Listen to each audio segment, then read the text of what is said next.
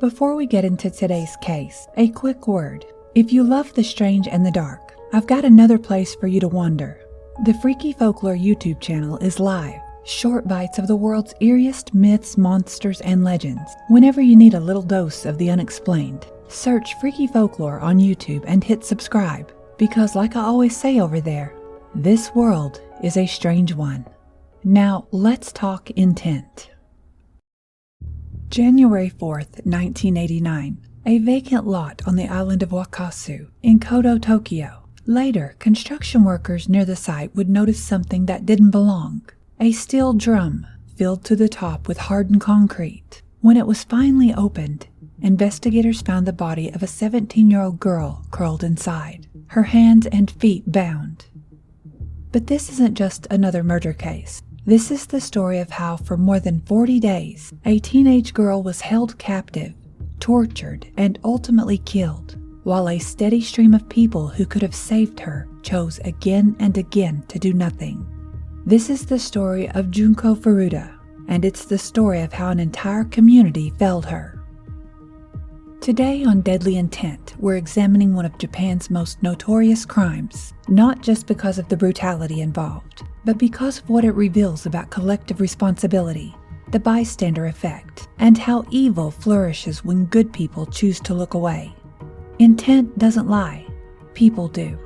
I'm Carman, and on Deadly Intent, we don't just examine what criminals do. We explore the systems, choices, and failures that enable them. Today's case is different from many we've covered. The perpetrators were caught. They confessed. Justice, in a legal sense, was served, though almost no one who has studied this case believes it was served adequately. But the question that haunts this case isn't who did it or even why they did it. The question is, how did it go on for so long? How did so many people know what was happening and do nothing? This case unfolded in late 1980s Japan, at the very peak of the economic bubble. It was a time of prosperity and national confidence, when Japan seemed unstoppable, the second largest economy in the world, its cities humming with money and optimism. But beneath that gleaming surface ran something colder, a culture that prized harmony over confrontation, that taught people not to interfere, not to make trouble, not to be the one who broke the silence. There was another current under the surface. The same boom that filled Tokyo with money also created pockets it left behind. Bored, drifting young men on the edges of society obsessed with conformity and success, and an organized crime underworld, the Yakuza, that was woven into ordinary neighborhoods far more openly than most outsiders imagine. This wasn't a shadowy cartel hiding somewhere else. These were figures people on the street would have recognized, whose reputation for violence was a known quantity, and whose proximity gave 4 teenagers a borrowed menace far bigger than themselves. When they told Junko and later told the adults around them that the Yakuza would make anyone who interfered regret it, the threat landed because everyone knew it might be real. Fear did a great deal of the work that silence finished. I need to warn you that this episode contains extremely disturbing content, including sexual violence against a minor. The suffering Junko Furuta endured is among the worst ever documented in a criminal case. I'm not going to itemize it. You don't need the catalog to understand what happened here, and she deserves better than to be reduced to that. What we're here to understand is how it was allowed to happen, and what it can teach us so that it happens to no one else. Because the most terrifying aspect of this case isn't what 4 teenage boys did. It's what dozens of other people didn't do. November 25th, 1988. Misato, Saitama Prefecture. Early evening. Junko Furuta finished her shift at a plastic molding factory and climbed onto her bicycle to ride home. She was 17 years old, a senior at Yashio Minami High School, and by every account a genuinely good kid. Let me tell you about Junko, not as a victim, but as the person she was. She was disciplined and hardworking. She had high grades and almost never missed a day of school. She didn't smoke, didn't drink, didn't run with the wrong crowd. Her teachers described her as reliable. Her classmates liked her. She lived with her parents, an older brother and a younger brother, and she took her part-time job seriously. not for pocket money, but because she was saving for a graduation trip and building toward her future. That future was already taking shape. She had lined up a job at an electronics retailer to start after she graduated, and her friends said she had a dream tucked away behind the responsible exterior. She wanted to be an idol singer, a pop star. 17 years old, saving her factory wages, imagining a life on a stage. She was, in other words, a girl on the edge of her whole life. On November 25th, she had 40 days left to live. That evening, when Junko didn't come home on time, her parents knew immediately that something was wrong. She was never late. By nightfall, they were calling her friends. Within 2 days, they had gone to the police and reported her missing. But Junko wouldn't be found for months. Not because she was hidden in some remote location, not because her captors were criminal masterminds. She would spend the rest of her life in a house in an ordinary residential neighborhood. A house where parents lived, where neighbors passed on the street, where a stream of people came and went and knew exactly what was happening inside. And almost no one did anything. 4 names became synonymous with evil in Japan: Hiroshi Miyano, Joe Ogura, Shinji Minato, and Yasushi Watanabe. Because they were between 16 and 18 at the time, Japanese law initially shielded their identities. In court documents, they were referred to only as A, B, C, and D. But their youth, I want to be clear, does not soften what they did. These were not small children who couldn't grasp right from wrong. They were young men who made deliberate, repeated, escalating choices. Hiroshi Miyano, 18, was the ringleader. He had dropped out of school, cultivated ties to the Yakuza, Japan's organized crime syndicates, and built a reputation for violence and intimidation. A court-ordered psychological evaluation would later find that he had a developmental issue that delayed his emotional maturity without impairing his understanding. In plain terms, he knew what he was doing. Joe Ogura, 17, was Miyano's closest associate. Where Miyano was calculating, Ogura was impulsive and cruel. Shinji Minato, 16, is in some ways the most disturbing of the 4, not because he deserves sympathy, but because his role exposes how this went on for so long. It was his family's house. His parents were home.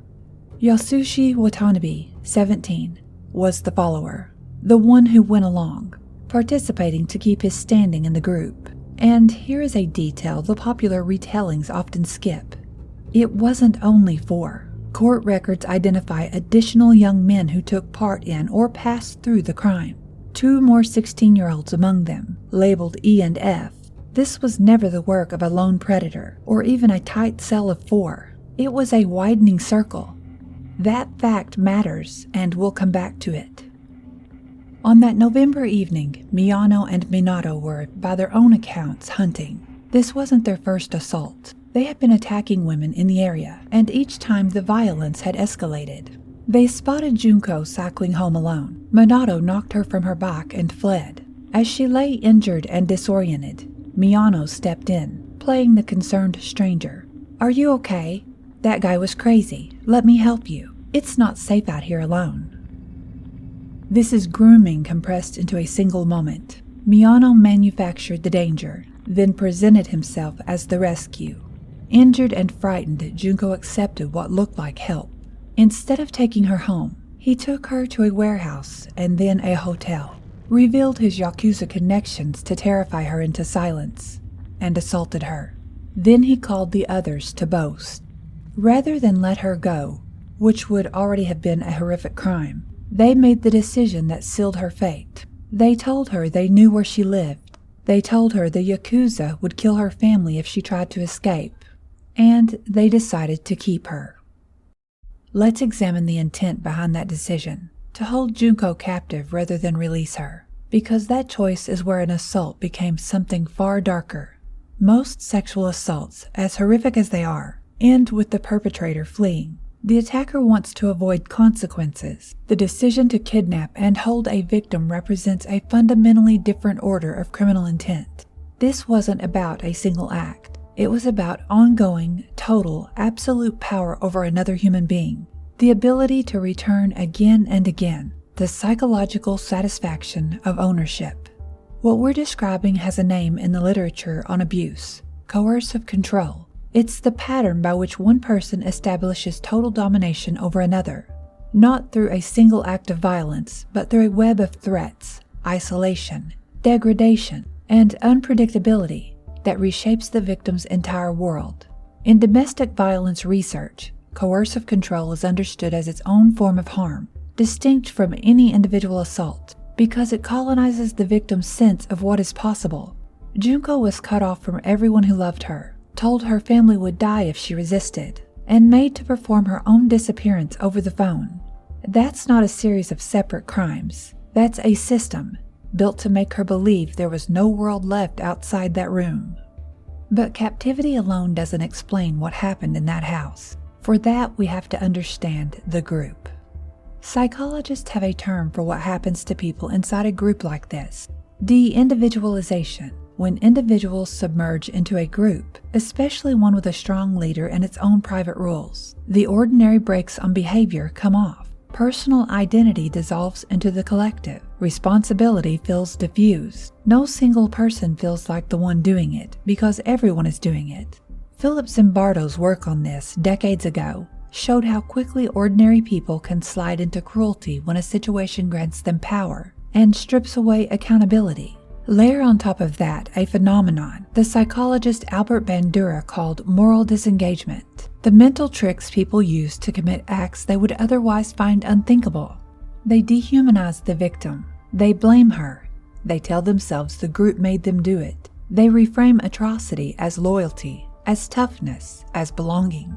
Inside that house, the four of them built an echo chamber of cruelty, each one's actions validating the next, each escalation a way to prove commitment to the others. Miyano set the tone as the leader, but each of them competed to go further, and that is the terrible engine of this case. To maintain the high of their own power, they had to keep escalating.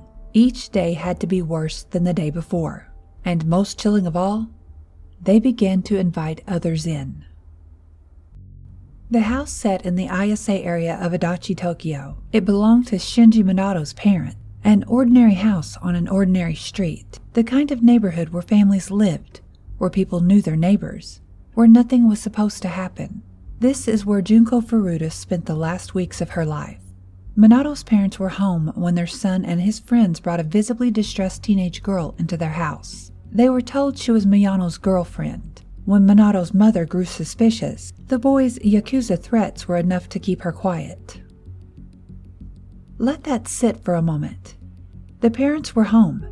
They saw a frightened teenage girl brought in by a group of boys known for violence, and they chose the story that let them do nothing.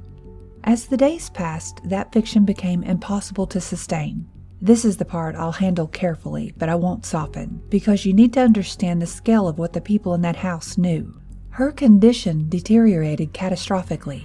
The medical examination conducted after her death documented injuries consistent with prolonged, systematic abuse, extensive bruising and lacerations across her body, multiple fractures, burns, and internal organ damage.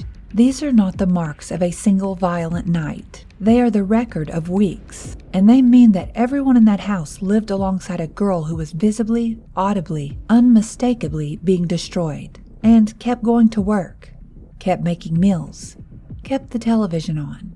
At one point early in her activity, Junko managed to reach the police herself. Officers actually came to the house, and they were turned away at the door, told everything was fine, and they left without insisting on seeing her.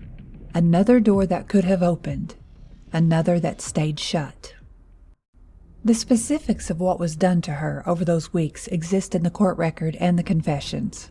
I'm not going to recount them, not out of squeamishness, but because reciting them serves no one except the part of the audience I have no interest in serving. What matters for understanding this case is the nature of the cruelty. It was not a burst of rage. It was calculated, daily, and escalating, designed to break not only her body but her will. And here is the number that makes this case unlike almost any other. Over those weeks, it wasn't 4 people who knew Junko was in that house. By many accounts, it was dozens, and by some, more than 100. Some took part. Others simply came by, saw her, and left. Some were teenage friends of the four. Others were adults who had every capacity to understand exactly what they were looking at. Among the people who reportedly passed through were other Yakuza-connected men who came to play mahjong. They saw the girl. They understood. They did nothing. Girlfriends of the perpetrators visited. Teenage girls who looked at another teenage girl being destroyed and chose their relationships over her life.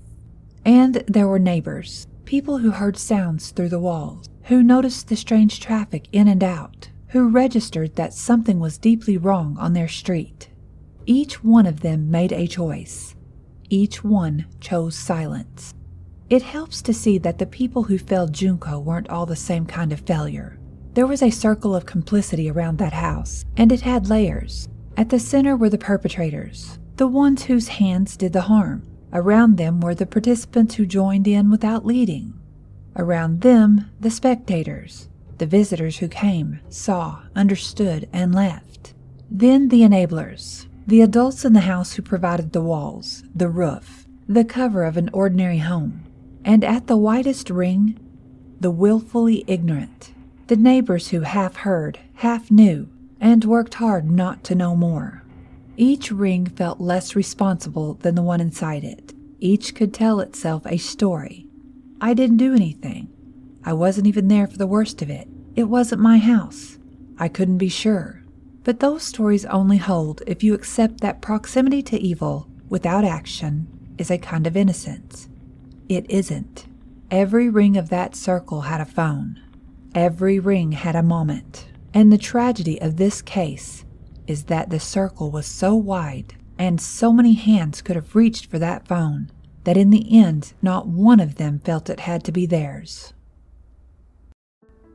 The bystander effect is one of the most robust findings in all of psychology. It describes a grim paradox. The more people who witness someone in need, the less likely any single one of them is to help. The research goes back to the 1960s, to psychologists John Darley and Bibb Latané, who set out to understand why crowds so often fail to act. They identified the mechanisms, and every one of them is visible in that house in Adachi.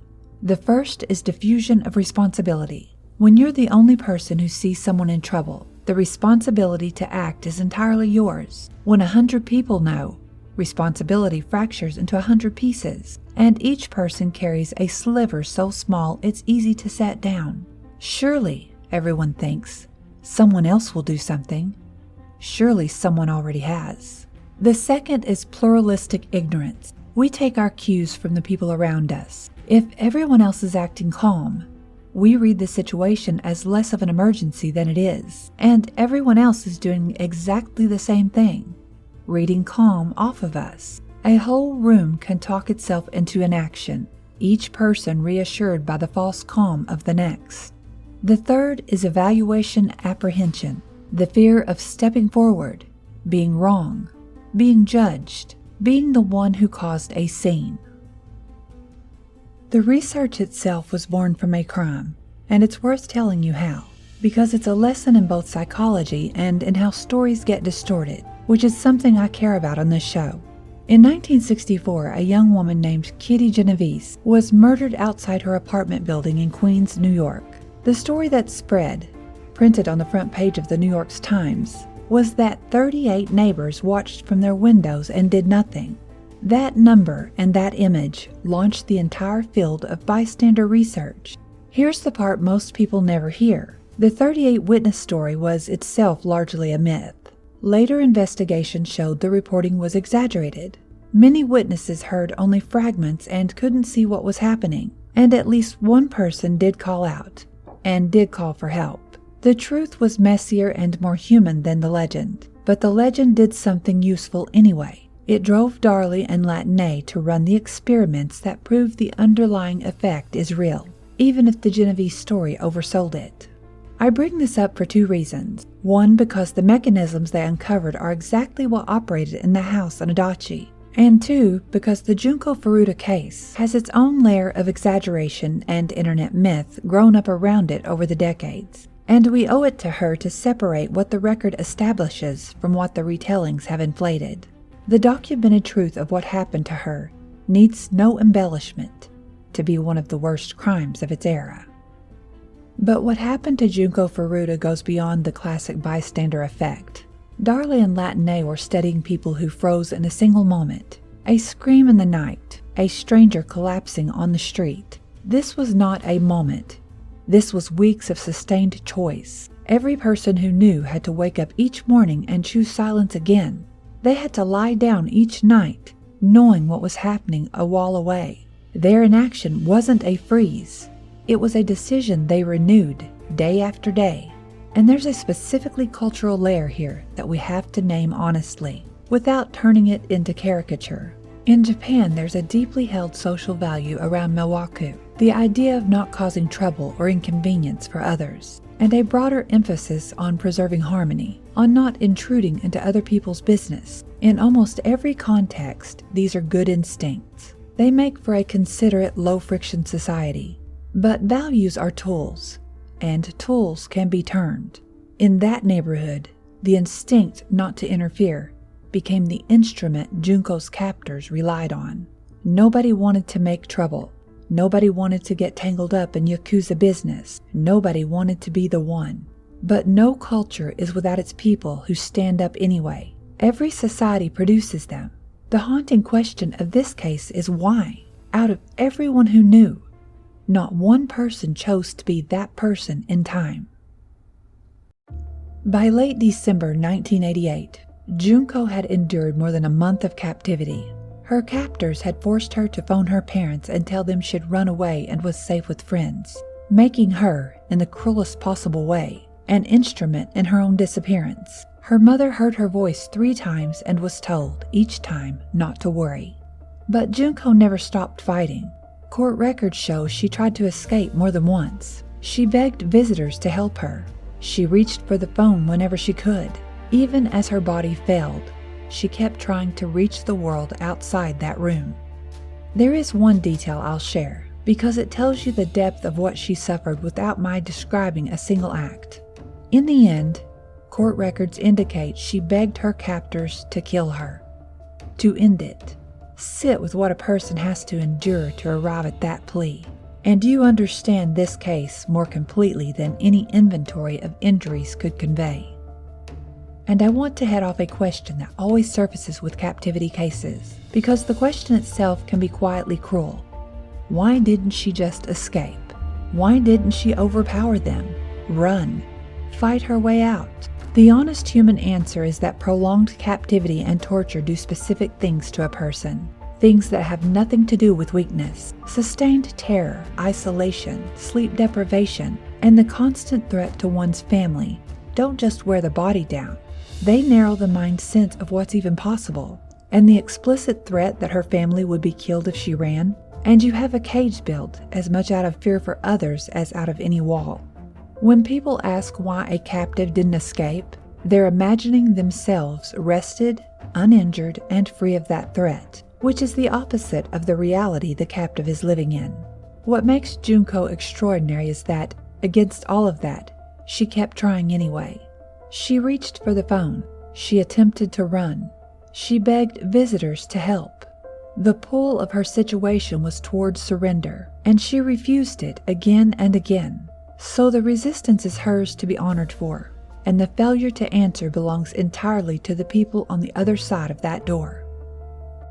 I want to stop and honor her here. In conditions that would have broke anyone, Junko Furuta kept resisting. She never accepted her captivity as her fate. That matters because true crime so often erases the victim behind the spectacle of the perpetrators. Junko was not a passive object of this story. She was a fighter who was failed, not by her own strength, which never gave out, but by every person who could have answered when she called. Of all the failures in this case, none is harder to comprehend than that of Minato's parents. They lived in the house. The crime unfolded under their roof day after day. They had the power to end it with a single phone call, and instead, they let it continue. When Junko pleaded with them, they turned away. When she tried to escape, they didn't help her. They went on with their ordinary lives while an extraordinary horror played out down the hall. What kind of fear makes parents choose their criminal son over an innocent girl's survival? What moral architecture lets a person hear agony through a wall and reach instead for the volume knob? And here's the part the legal system eventually acknowledged, if only in civil court. Junko's parents later sued Minato's parents and won. A court held that the adults who owned that house bore responsibility for what was allowed to happen inside it. It's a small partial accountability, but it establishes something this case desperately needs on the record. Enabling a crime through inaction is not the same as innocence. On January 4th, 1989, after a final escalation of violence, Junko Furuta died. The cause was shock, brought on by the accumulated trauma of her captivity. Even then, her killers showed nothing. They wrapped her body, sealed it inside a steel drum, filled the drum with wet concrete, and dumped it in a vacant lot near a construction site. Then they went back to their lives. What undid them wasn't conscience, it was paranoia. The four began to suspect one another of talking, and in late January, Miyano and Agura were arrested for an entirely separate crime, the abduction and assault of a 19-year-old woman.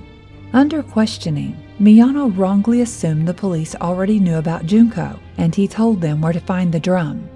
The investigators were at first confused. They had been asking about a different case entirely, but they followed his directions. The drum was recovered, and Junko was identified from her fingerprints. She had been missing since November, and for the weeks she was held, a house full of people and a stream of visitors had known exactly where she was. The trial became one of the most closely watched in modern Japanese history, and it exposed fault lines in the justice system that the country is still arguing about today. Because of their ages, the defendants had their identities legally sealed. But the public outrage was so intense that a Japanese magazine took the extraordinary step of publishing their real names, arguing that a crime this monstrous forfeited any right to anonymity. Reporters described spectators fainting in the gallery as the details were read aloud. And then came the charges. The four did not plead to murder. They pleaded to bodily injury resulting in death, a lesser charge, and the sentences reflected it. Hiroshi Miyano, originally 17 years, increased to 20 on appeal, about the longest term Japan hands down short of life. Prosecutors had sought life imprisonment. Joe Agura, 5 to 10 years. Shinji Minato, originally 4 to 6 years, increased to 5 to 9 on appeal. Yasushi Watanabe, originally 3 to 4 years, increased to 5 to 7 on appeal. Sit with those numbers. For what was done to Junko Furuta over those weeks, most of them would be free before they turned 30. There was one grimly telling wrinkle. Miyano's parents sold the family home and paid roughly 50 million yen, several $100,000, to Junko's family, and the defense presented that payment as a mitigating factor on his behalf. The Japanese public was outraged. There were protests, and Junko's parents, dignified in a grief most of us can't imagine, spoke of a daughter erased, and a system that seemed to weigh the futures of her killers more heavily than her life. Those sentences sit on top of one of the hardest tensions in criminal justice anywhere, how we think about youth and intent. The juvenile system in Japan, in the United States, nearly everywhere, is built on real and defensible science. Adolescent brains genuinely are still developing, especially the regions that govern impulse control and long-term judgment. Young people genuinely are more capable of change than adults. These are not soft-hearted fictions. They're supported by decades of neuroscience, and in most cases they point us toward mercy and rehabilitation for the right reasons. But a case like Junko Furuta's forces an uncomfortable question to the surface. Is there a threshold of cruelty so sustained, so deliberate, that age stops being the most important fact about it? Can someone who spends weeks systematically torturing another person genuinely claim the diminished capacity of a child who acted on impulse? Here's the bitter irony at the center of this case. The perpetrator's youth didn't just earn them lighter sentences after the fact. It enabled the crime while it was happening. Adults were less likely to intervene precisely because they were just kids. Their status as minors became a kind of shield, protecting them both during the captivity and in the courtroom afterward. And yet their conduct showed the opposite of childish impulse: planning, sustained intent, manipulation, and understanding of exactly how to exploit the system's mercy. This case became a rallying point in Japan's long debate over juvenile crime, and it fed into reforms that eventually lowered the age at which young offenders could be held more fully accountable. Many argue the changes still don't go far enough, but the questions the case raised are ones every society has to keep answering. How do we hold rehabilitation and justice in the same hand? How do we honor the science of the developing brain without letting it become a loophole for sustained, deliberate evil? And how young is too young to be held fully responsible for a choice made not once, but every single day for weeks? All 4 have long since been released. Miyano served his full 20 years and was freed in 2009. He later changed his surname, and a few years afterward surfaced again as a suspect in a fraud investigation involving scam phone calls, reportedly boasting about Yakuza ties along the way. Ogura, who also changed his name, was arrested after his release for a violent assault. Minato, the boys whose house it was accused years later in 2018 of attacking a man with a metal baton and a knife, a case treated as attempted murder. Watanabe appears to be the only one of the 4 who stayed out of further serious trouble. Genuine remorse has been hard to find. In the accounts that have emerged over the years, they minimized their roles, blamed one another, and in some tellings, blamed Junko herself for not trying hard enough to escape. Junko's parents have spent the decades since carrying 2 burdens at once: the loss of their daughter and the knowledge that the people who took her walked free, and in several cases, harmed others again. The house where she was held was eventually demolished. For years the lot stood empty. Locals called it cursed. Maybe it was. Cursed by the cowardice of everyone who could have saved a girl and chose not to. There's a fair question you might be asking by now. If we're not here for the gruesome details, why tell this story at all? Why not let it rest? It's a question I take seriously. Maybe more seriously than any other in this line of work. There's a version of true crime that treats suffering as content, that lingers on the worst moments of a person's life because horror holds attention.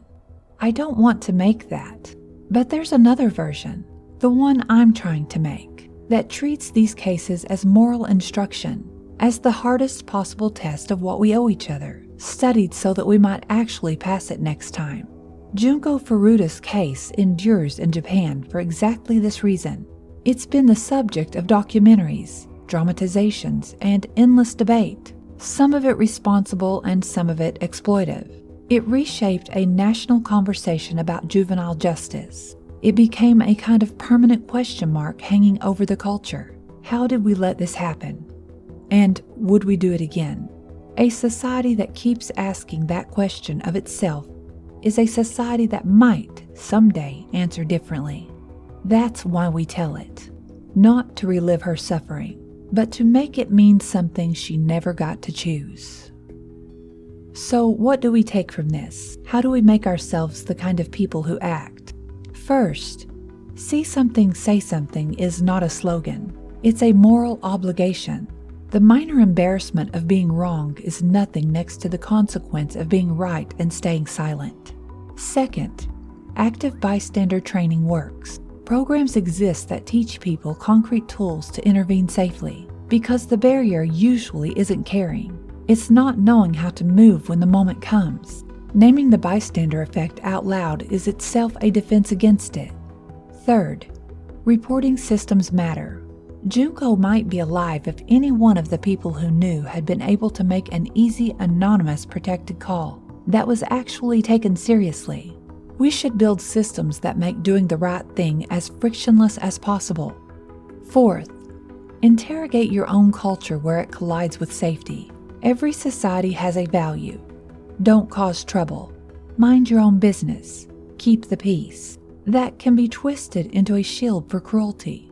Learn to recognize when a good instinct is being used against a victim. Fifth, Hold enablers accountable. The people who make cruelty possible through their silence are not innocent bystanders in the moral sense, even when the law struggles to reach them. Junko's family had to fight a civil suit to establish even a fraction of that principle. Before we close, I want to come back to who she was one more time. Junko Furuta was a daughter who helped her family, a student her teachers trusted and her classmates liked, a girl who worked a factory job and saved her wages for a graduation trip, and a life she was building on purpose. She had a job waiting for her after school. She had a dream she kept a little quiet, to stand on stage and sing. She was 17. She had her whole life in front of her. There's an old belief in Japan and elsewhere that those who die violently cannot truly rest until their story is told and justice is done.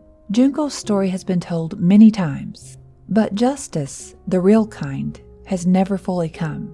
Her killers are free. Most of those who could have saved her never answered for it.